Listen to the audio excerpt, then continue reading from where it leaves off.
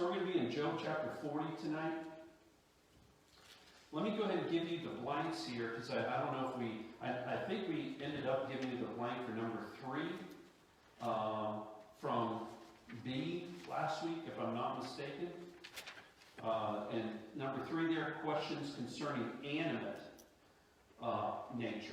I think that was the last one that I gave you. And then we're on C, starting tonight.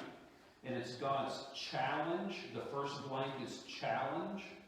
So God's challenge and Job's response. So this will deal with at least the first portion of C there. And then chapter 40 goes into actually point number 2. We'll give you that as well. But so first of all, C is God's challenge and Job's response.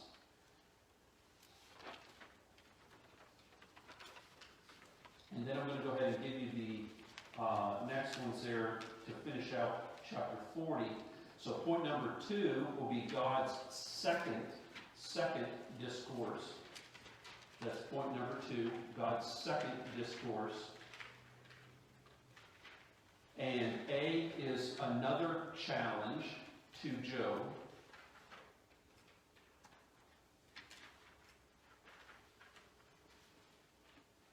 And we'll go ahead and give you the rest here through chapter 40. B is more questions. So A is another challenge to Job. B is more questions posed to Job. Then point number 1 is concerning his effort to justify himself. Is point number 1 under B. And that's where we'll actually, point number 2 under B is concerning the behemoth. And it's B-E-H-E-M-O-T-H. Behemoth. So, all right, anybody miss any of those? Okay, yeah, I did. Okay. God's. Number 2? Yes. Okay, God's second discourse. And then the other. Then A, challenge. Need the other ones? No, you got them? Okay. Spell behemoth one more time. Yes, sir. It's B as in boy, E-H-E-M-O-T-H.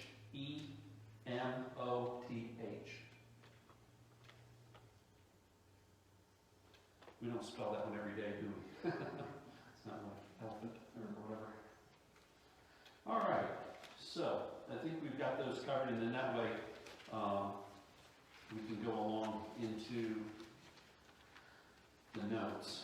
So, beginning here in chapter 40, again, God's still having, again, as we even said in our notes there, a second discourse, going to second discourse with Job.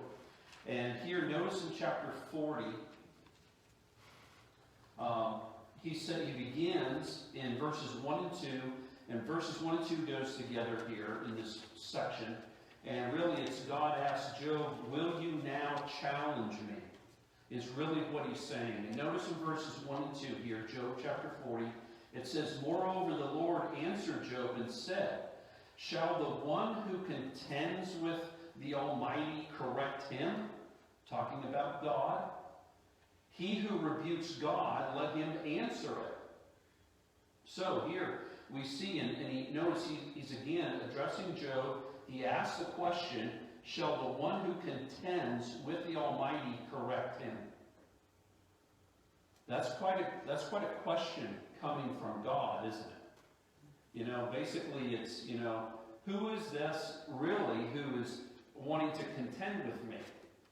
And we'll get into that in a moment, but that's basically what Job's response was to God early on in Job.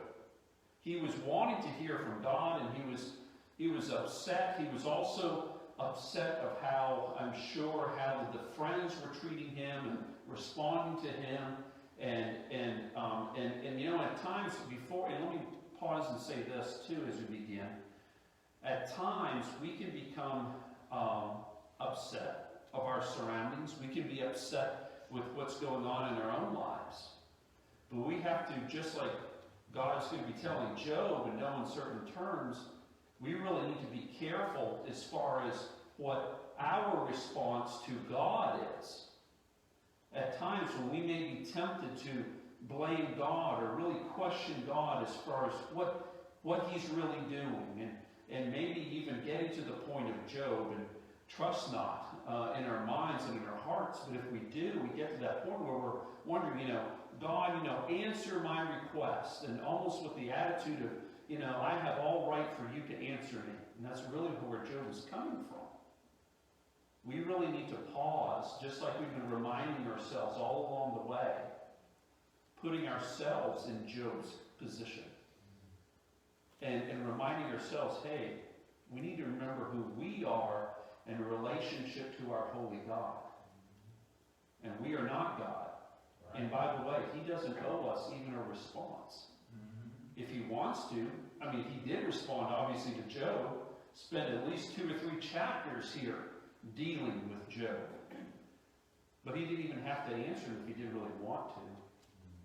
But ultimately what we're going to be seeing through this too is it's not just Job or God putting Job in his place, which he does, but it's also God basically teaching Job who he is.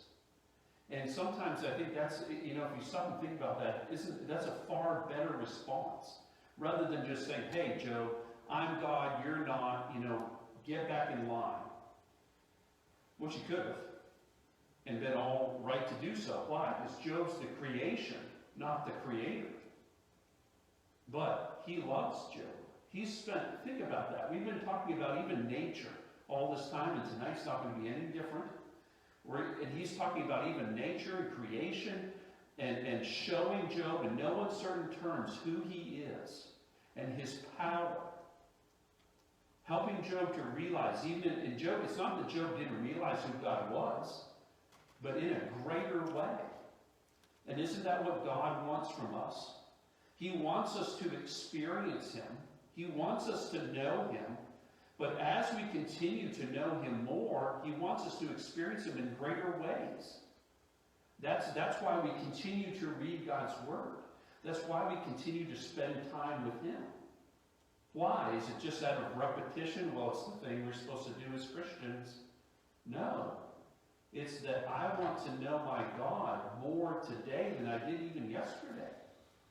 That should be our response to him.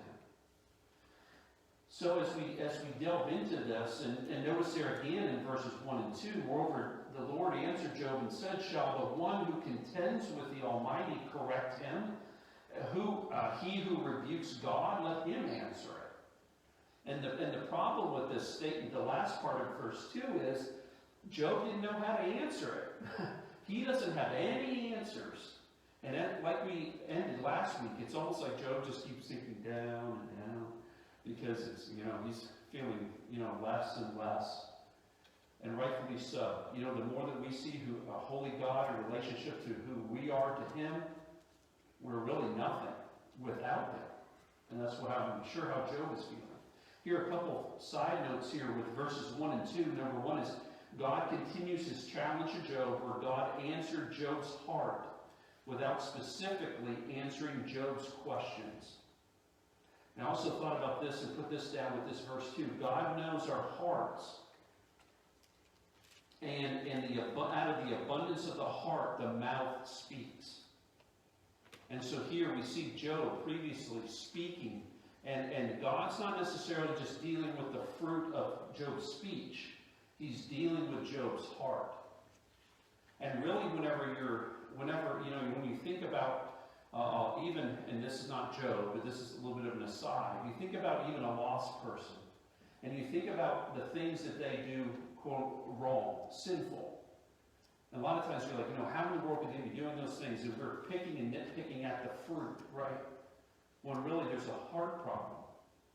And God in his wisdom, he's not necessarily, nitpicking at Job's speech. He's dealing with Job's heart.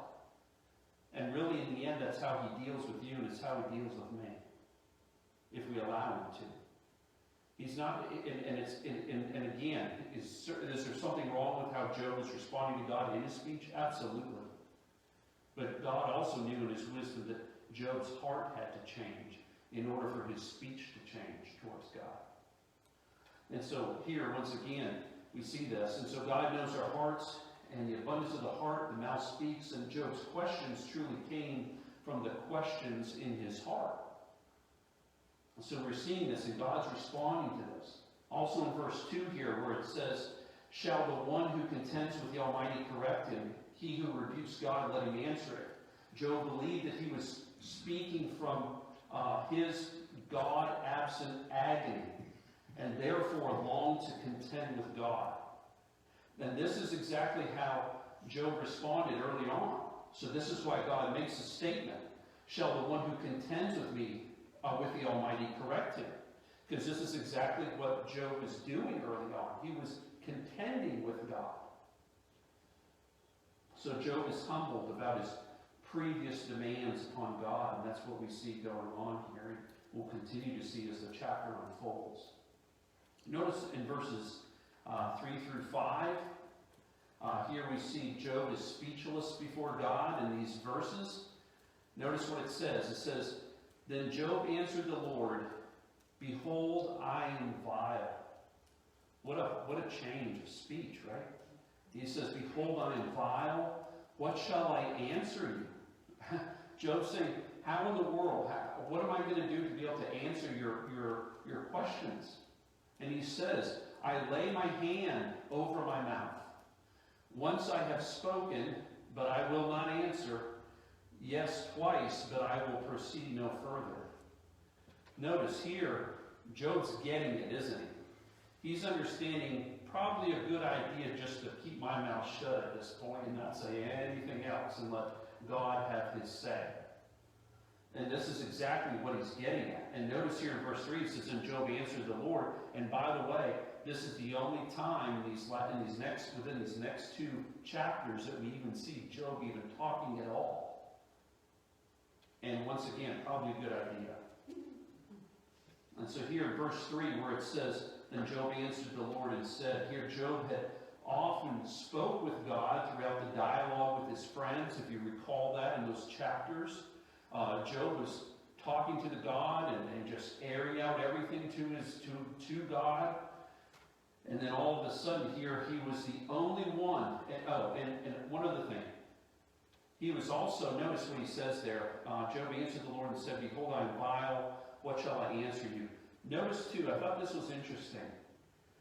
In all that discourse with all of his friends, Job was the only one who ever talked to God during all those discourses. And, as we pointed out before, he was the only one to even pray. Now, we did point out, too, that no one had even stopped up and even had prayer with Job, which would have been kind of like, I would hope, for us. We would say, well, duh. I mean, we pray for all kinds of needs. Look at our church bulletin, prayer bulletin.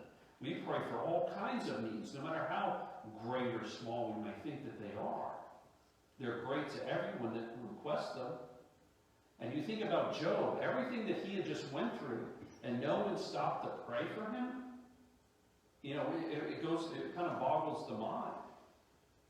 But yet Job is the only one that stops to pray with God and voices prayer to God in all of this time.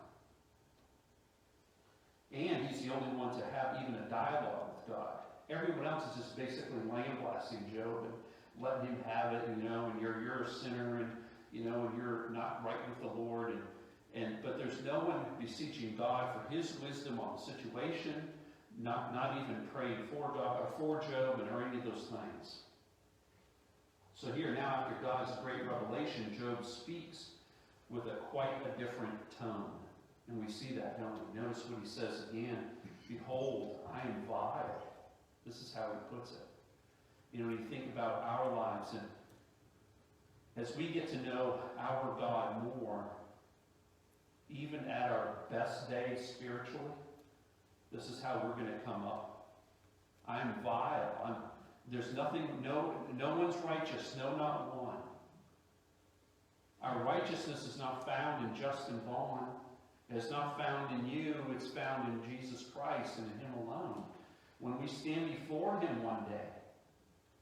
That's the righteousness that we're going to be able to even have to be able to stand before him is not going to be found in anything that we've ever done here on this earth even. It's going to be found in Jesus Christ and in him alone. And here, this is the reality that Job is coming to. He's understanding this fact that, behold, I am vile. What shall I answer you? I lay my hand over my mouth. So here in this verse 4 here, quite a different man who once wanted to question God with great passion and demanded he be brought into God's court. Thought this was interesting. Charles Spurgeon said this of this verse, chapter 4. He said this, "We must all be caused to see our lightness next to God. Surely if any man had a right to say, I am not vile, it was Job. For according to the testimony of God himself, he was a, quote, perfect and upright man, one that feared God and eschewed evil.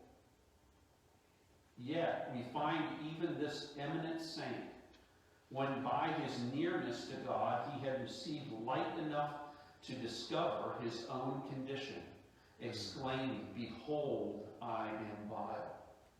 Isn't that true? You know, here, we look at Job, we would put him up, and I was thinking about even the Apostle Paul. We would probably put him up, on a pedestal in a sense, as a founder of our faith and that type of thing. But Paul was quick to say, hey, I'm nothing without Jesus Christ. I am vile. The chiefest of sinners, Paul likened himself to. So once again, we understand this, and I love it, and again, not to be a spoiler, but later on, Job's going to make the comment that I've heard of you by the hearing of the ear, but now mine eye seeth thee. And here, Job is experiencing God like he had never experienced him before. And I trust that every time we open God's Word, that's the truth that we come away with, is that we're experiencing God more. I've heard of you, might have even heard the same verses at times. But yet God enlightens our minds, enlightens our hearts to the reality of those and makes them real and special. And that's exactly what his Word's for, is for our admonition to be built up in him, to get to know him more so that we might please him and love him more, be glorifying to him. So Job was now ashamed as to how he spoke to God. He would use his hand to stop his mouth, and he would proceed no further. This was an act. Think about this. This was an act of total submission to God by Job.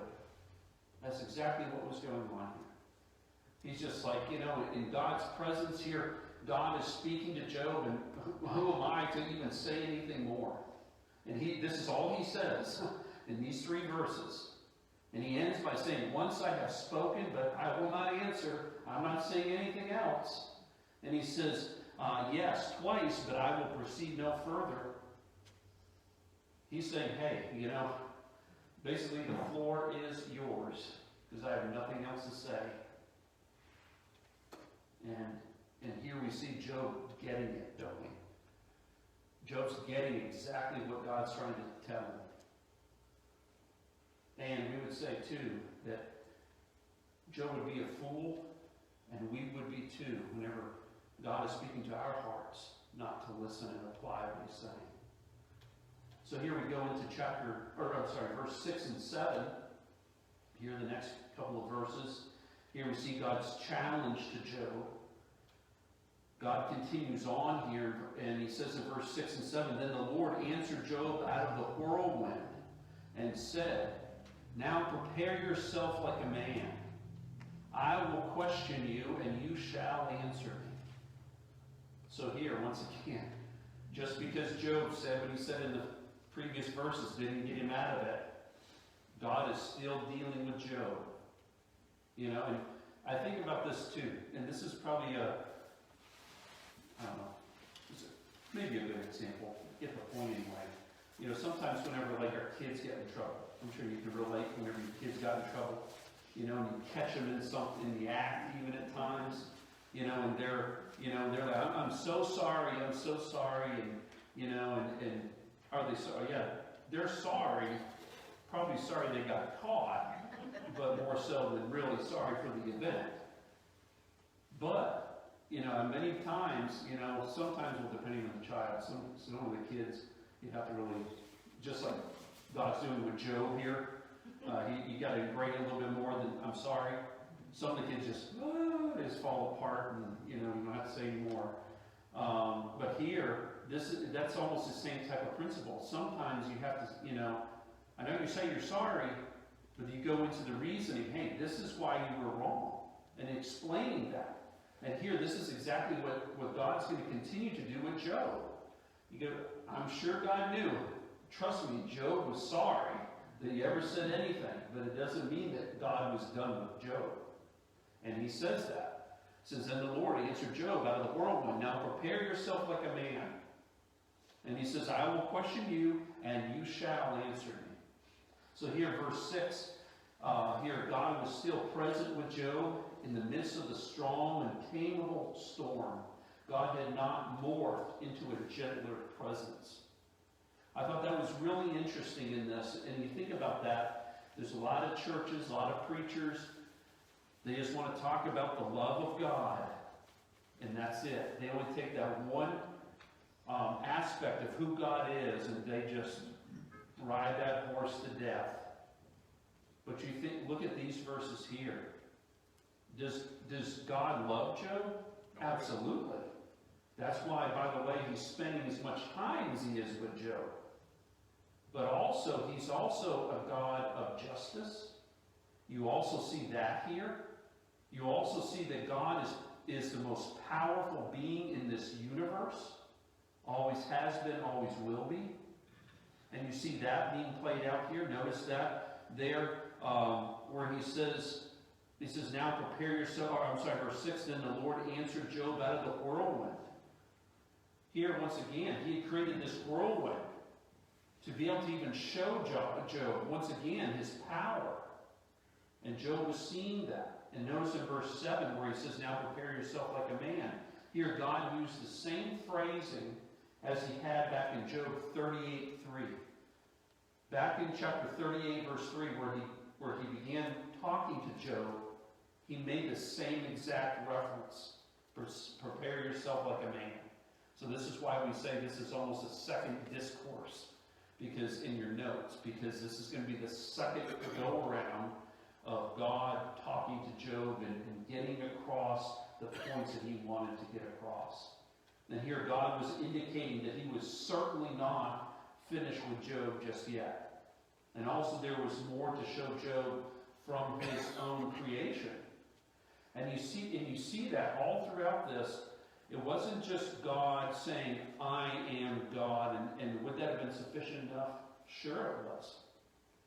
He is God. No one's saying anything different to that. But here, God in his wisdom, and once again in his teachability, or his teaching and Job's teachability, we see him showing Job example after example, and what's he using in each one of those examples? His creation. That's really all he's been using, is his creation to magnify himself, number one, but also to help Job to see the absolute power that God has. And so it's going to be nothing different here, and he's going to talk about this even more so. And then notice in verses 8 through verse 14, we have God ask Job, are you fit to prove me wrong or to save yourself? It's really what's being stated here. So God asked Job, are you fit to prove me wrong or to save yourself? And notice here in verse 8, he begins and he says, would you indeed annul my judgment? Would you condemn me that you may be justified? There's a lot of people. You think about that. I'm sure you've talked to people at times whenever they totally turn their back on God Why? Because they believed that God did them wrong. And those types of attitudes. You think about here what God's saying here in these verses. Would you indeed annul my judgment? Would you condemn me that you may be justified? Sometimes that's the attitude of individuals. They turn their back on God, thinking that they're justifying themselves because of their anger towards the holy God. And they're really going in the opposite direction that God wants them to be. So it's a very dangerous situation. And here, God is asking Job, is this what your heart truly is? Is this the attitude that you're having towards me? And notice, what is that? He says, would you condemn me, God, that you may be justified, or at least feel yourself to be justified? I couldn't imagine, it's hard enough reading those verses, isn't it? But could you imagine being the recipient of those verses, like Job was? You know, we talked about how that Job must have just felt like he's just sinking down and further and further. At that point, he'd be like, oh, he just want to probably just melt, right? And once again, going on in verse 9, he says, have you an arm like God? Notice these questions. It's just like, oh, it's like pummel after pummel, right? And he says, have you an arm like God, or can you thunder with a voice like his? No. Cannot. Notice here in verse 8, a couple thoughts here. Verse 8, throughout Job's questioning of God, he was more concerned for his own integrity. Think about this. Rather than God's integrity. So, in all that discourse with his friends and all of their thoughts and everything, and every time he would come back and he would talk to God and vent to God, really he wasn't concerned about God's integrity at that point. He was really concerned about his own integrity. And like, God, please speak. I know I'm innocent. Was Job innocent in and of the situation? Yeah. Yes, in and of itself. But here, it was Job's attitude. He wasn't concerned about God's integrity at that point. He just wanted God to show up to basically prove Job right. So he was more concerned about his own integrity at that moment. And also, Job fell into the trap of thinking that because he couldn't figure God out, then God wasn't fair. And how many times do people fall into that same trap today? Yeah. Just because things don't happen how we want them to happen doesn't mean that God's not fair. Trust me, you don't want fair. Fair is an everlasting hell for all of us, by the way. That's fair. So you don't want fair. But God is merciful, isn't he? That we're here this evening and that can know Jesus Christ as our Savior and have a personal relationship with him. That goes beyond that. Because we're talking about mind-boggling, that's mind-boggling. That God would still want that from us. And we were the ones in rebellion to him. But once again, some people fall into that trap and they never really get out. They think that, God's not fair. I mean, how many times have you ever talked to people that, I can't follow after God anymore, and they just become cynical towards God because something happened, whatever that was. Instead of learning from that and realizing, hey, God is the omniscient one. He's the all-knowing one. He's the all-powerful one. We are his creation. And whatever he chooses to do with us, that's on him. We're not our own. And also in verse 9 where he goes on and he says, have you an arm like God, or can you thunder with a voice like his? Here God reminds Job of the distance that exists between God, the creator, and man as the creation. And notice what he says again, have you an arm like God? All these things that he's showing him in creation and exactly who God is. Do you have an arm like that? Can you stretch forth and make all these things happen? Absolutely not.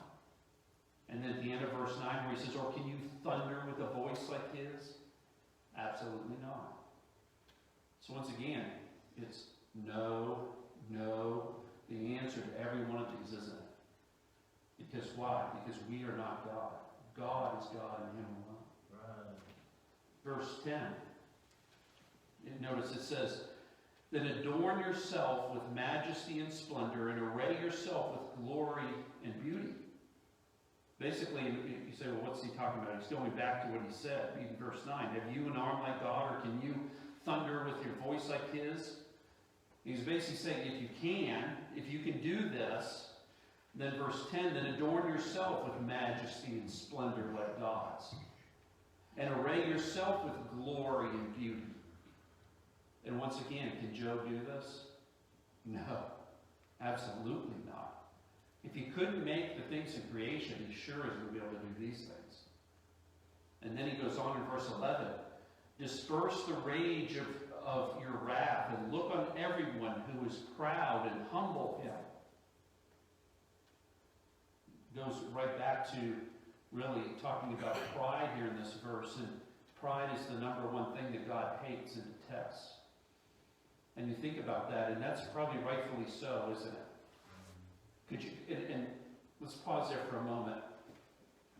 Could you imagine being a creator? Well, I can't, but if you could. Being a creator, making these puny little people in your image, and then they sin, turn their back on you, and then in pride snub you?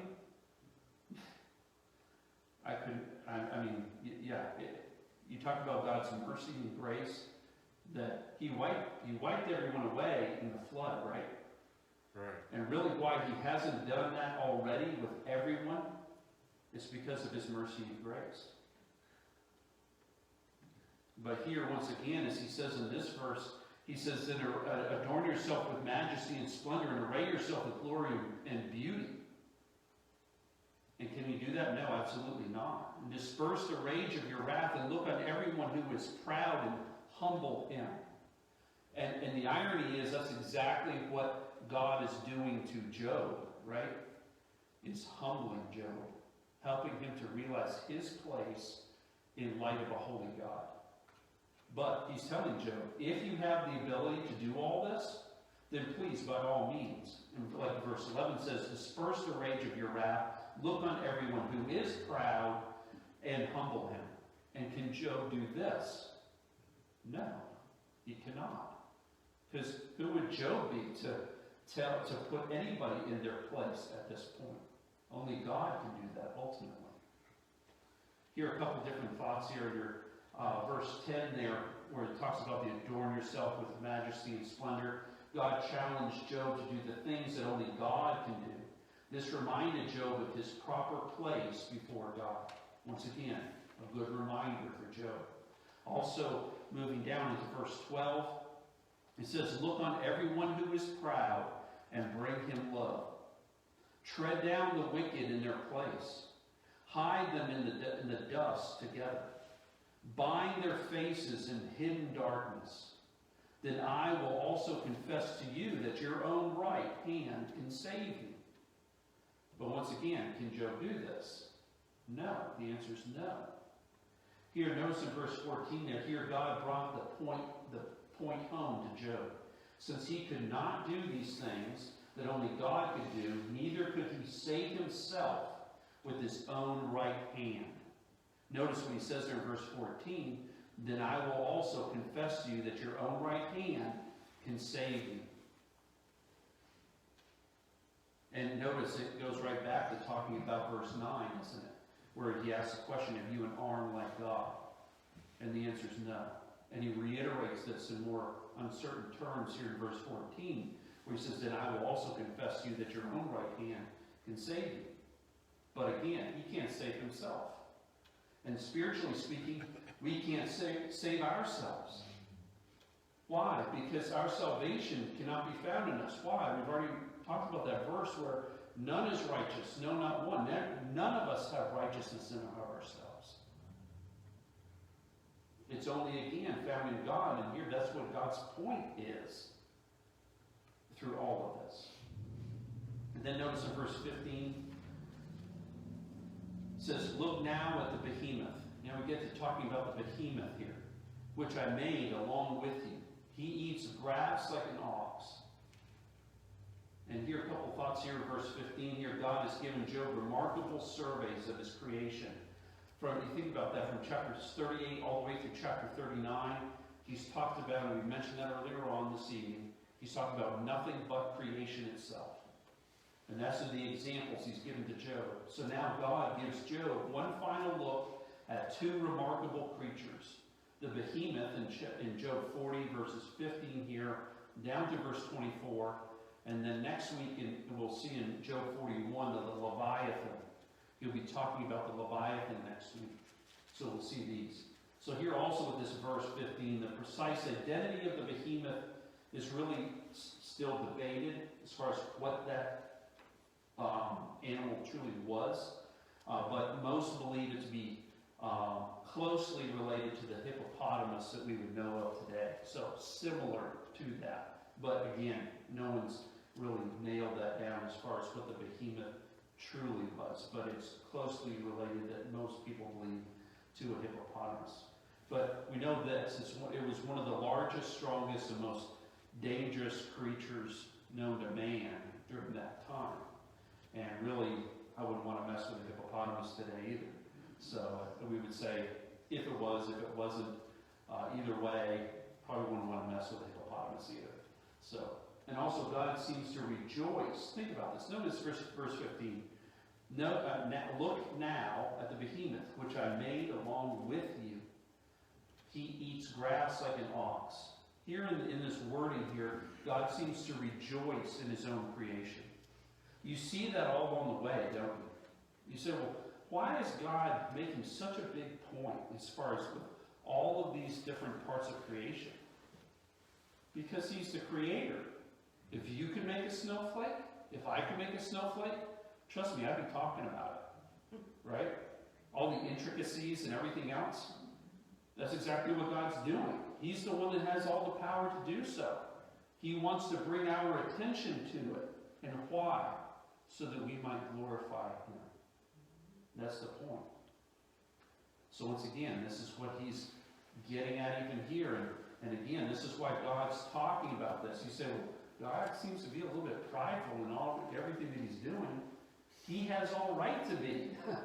We don't, as the creation.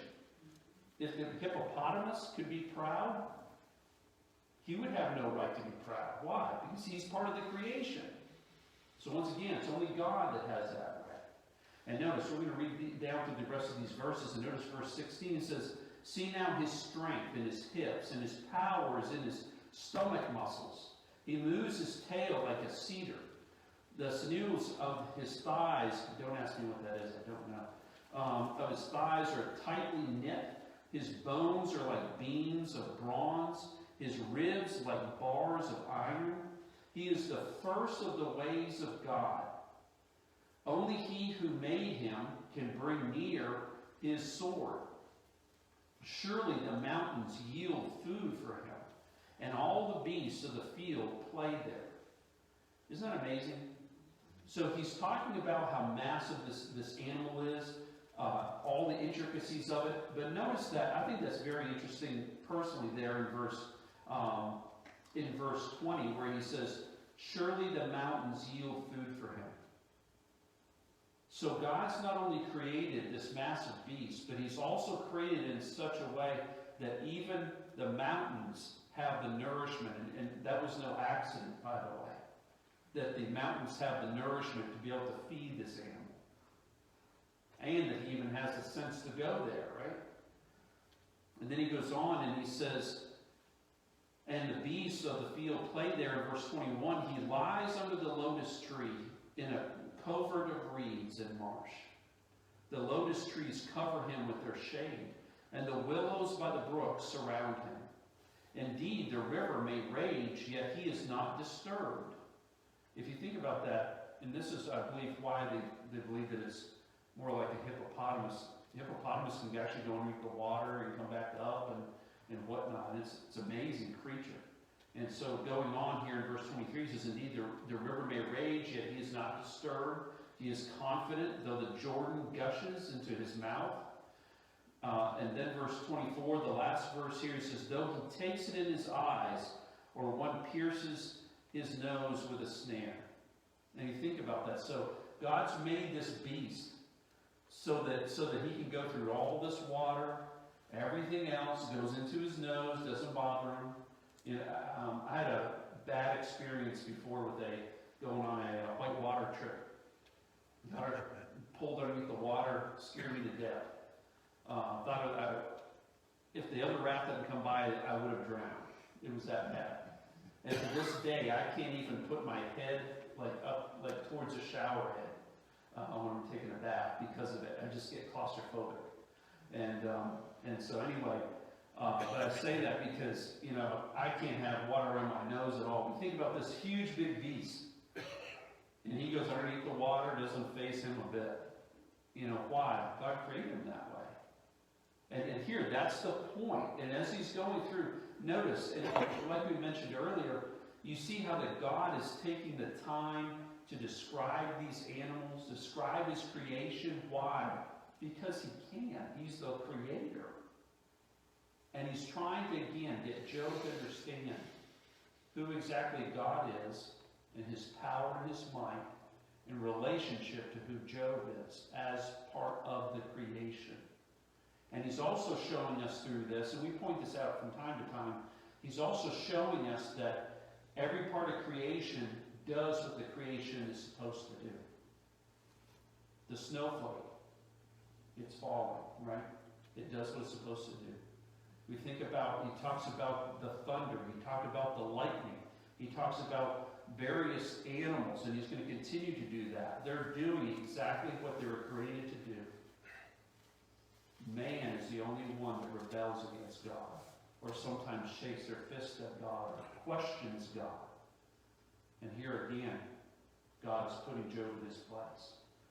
So here the picture is clear. Job cannot contend with this fellow creature.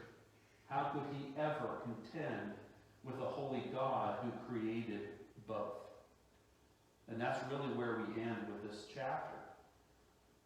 And that's what God's trying to get the point to, is that, hey, you can't contend with me. There's nothing that you can ever do that's going to basically trump what I am possibly able to do.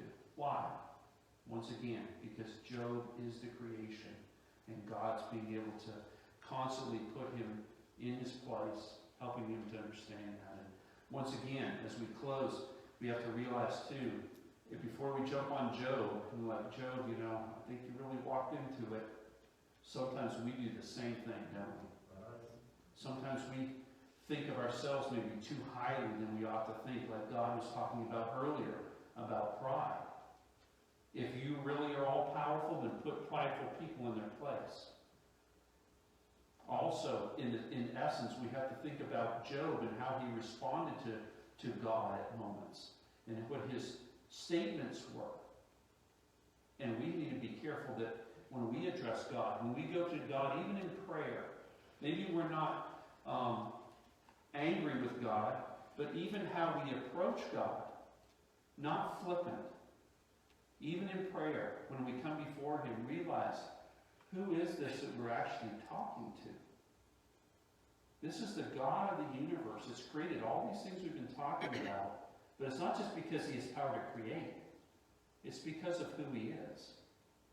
And that's what we need to probably have a greater appreciation for every day, that we spend time in his word, is a better appreciation of who our God is in relationship to who we are.